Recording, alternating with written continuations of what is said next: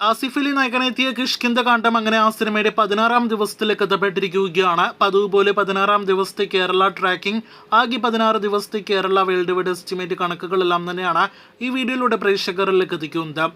സിനിമയ്ക്ക് ഇന്ന് കഴിഞ്ഞ ദിവസങ്ങളെ അപേക്ഷിച്ച് നല്ല കളക്ഷൻ ഇടിവ് സംഭവിച്ചിരിക്കുന്നുവെന്നാണ് ആദ്യമേ പ്രേക്ഷകരെ അറിയിക്കാനായിട്ടുള്ളത്. പുതിയ സിനിമകൾ എത്തിയപ്പോൾ കിഷ്കിന്ദ കാണ്ഡം എന്ന സിനിമയുടെ കുറച്ച് സ്ക്രീനുകൾ മറ്റ് സിനിമകൾക്ക് പൊരിക്കുന്നു എന്നതാണ് പ്രധാനപ്പെട്ട കാരണം. ഇന്നലെ ഇതേ സമയം 46 ലക്ഷത്തിന് മുകളിലാണെങ്കിൽ ഇന്ന് 35 ലക്ഷത്തിൽ പരമാണ് ചിത്രത്തിന്റെ കേരള ട്രാക്കിംഗ് ഗ്രോസ്. ഇന്ന് 70 ലക്ഷം 80 ലക്ഷം റേഞ്ചിലാണ് സിനിമയുടെ കേരള ഗ്രോസ് ആയിട്ട് നിലവിൽ നാം പ്രതീക്ഷിക്കുന്നത്. ആദ്യ 2 ദിവസങ്ങൾക്ക് ശേഷം സിനിമയ്ക്ക് ഇന്നലെ 15-ാം ദിവസമായിരുന്നു കേരളത്തിൽ 1 കോടി ടച്ച് ചെയ്യാനാവാതെ പോയ മറ്റൊരു ദിവസം. ഇന്നിപ്പോഴത് വീണ്ടും സിനിമയ്ക്ക് 1 കോടി കേരളത്തിൽ ഉണ്ടാകില്ല എന്ന് ഉറപ്പാക്കിയിരിക്കുകയാണ്. ഇന്നത്തോടെ സിനിമയുടെ ആകെ കേരള ഗ്രോസ് 32 കോടിക്ക് അടുത്തേക്കും അതേസമയം വേൾഡ് വൈഡ് ഗ്രോസ് 57 കോടി രൂപയ്ക്ക് അടുത്തേക്കും എത്തുന്നതാണ്. ആകെ മൊത്തത്തിൽ സിനിമ വലിയ വിജയം, ബ്ലോക്ക് ബസ്റ്റർ വിജയം നേടിയെടുത്തിരിക്കുകയാണ്.